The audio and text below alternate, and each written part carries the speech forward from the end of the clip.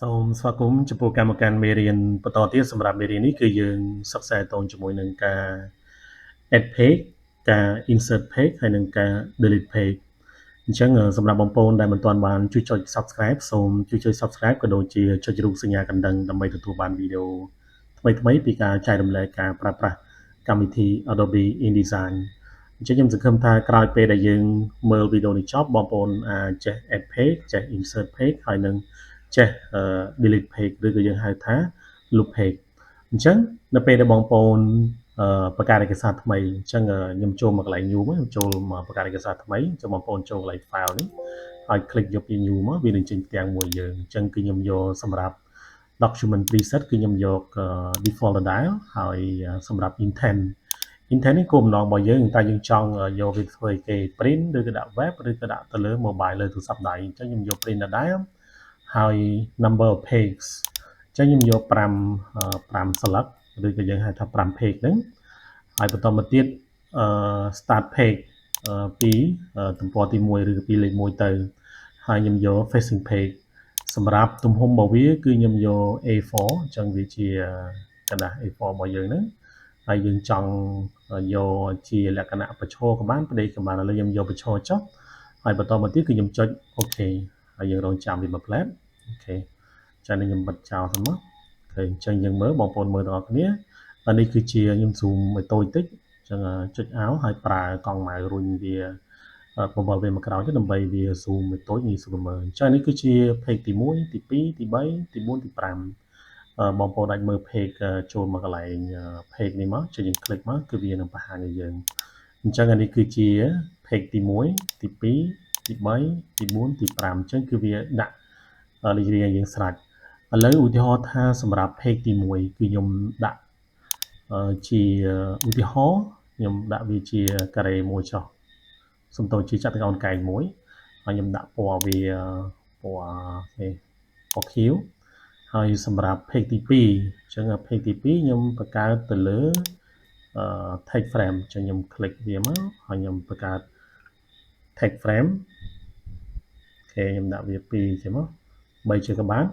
បន្តមកទៀតខ្ញុំ right click ខ្ញុំ insert ខ្ញុំ fill វាជាមួយនឹងអត្ថបទឧទាហរណ៍ហើយសម្រាប់ page ទី3ខ្ញុំដាក់ជា ellipse 1ចេះមកគ្រាន់តែឧទាហរណ៍តែប៉ុណ្្នឹងហើយខ្ញុំដាក់វាជាអូខេពណ៌ក្រហមរីឯ page ទី4ខ្ញុំចូលមកដាក់ទៅលើpolygon ជាដាក់ polygon មួយហើយខ្ញុំដាក់ពណ៌វាពណ៌អូខេពណ៌ pink ហើយសម្រាប់ page ទី5គឺខ្ញុំ add text ចឹងខ្ញុំ click ទាញវាមកហើយខ្ញុំធ្វើការបន្ថែមទៅលើចំនួន cell អូខេបន្តមកទៀតខ្ញុំធ្វើការ right click ខ្ញុំយកពាក្យថា fill with the placeholder text អូខេអញ្ចឹងឧបមាថានឹងគឺជា project របស់យើងគឺជាឯកសាររបស់យើងអញ្ចឹងខ្ញុំចង់ធ្វើការ add page មានន័យថាយើងបន្ថែម page ឥឡូវខ្ញុំចូលមកតើតើជាមួយនឹង selection tool សិនមកឥឡូវឧទាហរណ៍យើងចង់បញ្ចូលទៅកន្លែងណាមួយឥឡូវនេះគឺជា page ទី1អញ្ចឹងឧទាហរណ៍ខ្ញុំចង់ធ្វើការបញ្ចូល page ឬក៏ add page ហ្នឹងនៅបន្ទាប់ពី page ទី1អញ្ចឹងយើង click ទៅលើ page ទី1មកយើង click អញ្ចេះក៏បានឬក៏យើងចូលមកកន្លែងpage នេះ click កន្លែងនេះមកនេះយើង click លើវាអញ្ចេះមកបន្តមកទៀតយើងចូលមកកន្លែង layout click កន្លែង layout មកយើងយកពាក្យថា page ហើយយើង move cursor របស់យើងយកពាក្យថា add page ចឹងយើង click លើវាមកអូខេអញ្ចឹងយើងឃើញនេះគឺជា page ទី1មិញហើយនេះគឺជា page ដែលយើងទើបតែបញ្ចូលអញ្ចឹងវាគឺជា page មួយគឺជា blank page គឺជា page ទទេវិស័យយើងបានធ្វើការadd page ឥឡូវខ្ញុំ add ទៀតឥឡូវខ្ញុំចង់ធ្វើការ add នៅបន្ទាប់ពី page នេះយើងមើលចឹងនៅពេលណាដែលយើង add page រួចហើយយើងមើល page នៃវីដេអូដូចជារៀងនេះលេខ1លេខ2ហើយយើងបញ្ចូលថ្មីមិញហើយនេះគឺលេខ3ឥឡូវសម្រាប់មួយនេះដែលមាន ellipse ពណ៌ក្រហមហ្នឹងគឺស្ថិតនៅក្នុងpage លេខរៀងទី4អញ្ចឹងឧបមាថាខ្ញុំចង់ធ្វើការបន្ថែម page ហ្នឹងគឺនៅពីមុខpage លេខ4អញ្ចឹងខ្ញុំអាចចូលទៅកន្លែង layout ខ្ញុំយកពាក្យថាឥឡូវខ្ញុំម្ដងទៀតបើសិនបើយើងadd វានៅពីមុខ page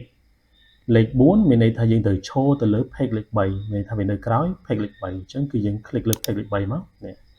យើង click ទៅលើ page លេខ3មួយមកបន្តមកទៀតគឺយើងចូលទៅកន្លែង layout យើងយកពាក្យថា page បន្តមកទៀតគឺយើងយកពាក្យថា add page ចេញ click ទៅវាមកអូខេចេញឃើញអត់អានេះគឺជា page លេខ3ឥឡូវយើងបន្ថែម page មួយទៀតគឺជា blank page គឺជា page ទទេនៅពីមុខ page លេខ4ហ្នឹងឥឡូវ page លេខ4ហ្នឹងគឺវាដូរមក page លេខ5អូខេហ្នឹងគឺជាការ add page ឥឡូវយើងចាប់ផ្ដើមធ្វើការ លុប page វិញអញ្ចឹងដើម្បីលុបគឺយើងគ្រាន់តែធ្វើការចូលមកកន្លែងនេះមកចូលមកកន្លែងpage ហ្នឹងមកឥឡូវយើងចង់លុប page មួយណាឥឡូវចង់លុប page នេះ page លេខ2នេះយើងយក cursor click select លើវាមកឃើញ highlight លើហ្នឹងហើយយើងចាប់ផ្ដើមចុចទៅលើធុងសម្រាប់មកអូខេអានេះក៏អញ្ចឹងដែរឥឡូវខ្ញុំចង់ធ្វើការលុបវាអញ្ចឹងខ្ញុំ select លើ page នេះមកហើយខ្ញុំចុចdelete page មកអូខេឥឡូវខ្ញុំចង់ថែម page នៅកន្លែងណាទៀតយើងអាចប្រើប៊ូតុងនេះក៏បានដែរឥឡូវឧទាហរណ៍ខ្ញុំចង់ថែម page នេះនៅខាងក្រោយ page លេខ5នេះអញ្ចឹងយើង click លើ page លេខ5មកនេះគឺជា page លេខ5អញ្ចឹងយើង click ទៅលើសញ្ញានេះសញ្ញាលេខបូកហ្នឹងយើង click មកគឺវាធ្វើការ add page ឲ្យយើងឥឡូវយើង delete វិញគឺនេះយើង click select លើវាមកហើយយើង click delete អូខេហ្នឹងគឺជាការ add page ហើយនឹងការ delete page ឥឡូវយើងចូលទៅដល់មួយទៀតគឺតកតងជាមួយនឹងការ insert page insert page នេះគឺយើងអាចបញ្ចូលចំនួន page ដែលយើងបានរីឯ add page មានន័យថាយើង add ម្ដងមួយឥឡូវយើងចូលទៅ insert page គឺយើងចូលមកកន្លែងមិញដដែលយើងចូលមកកន្លែង layout យើងយកពាក្យថា page ហើយយើងយកពាក្យថា insert page ចឹងយើង click លើវាមកអូខេអញ្ចឹងបងប្អូនមើលវាមានច្រើនរបៀបមែនតើឥឡូវខ្ញុំចង់បញ្ចូលប្រហែលលើឧទាហរណ៍ថាខ្ញុំចង់បញ្ចូលមួយស្លឹកចឹងខ្ញុំចង់បញ្ចូលមួយស្លឹកហើយខ្ញុំចង់បញ្ចូលនៅខាងក្រោយ page ណាមួយចឹងយើងយកពាក្យថា after page ពាក្យថា after page មានន័យថា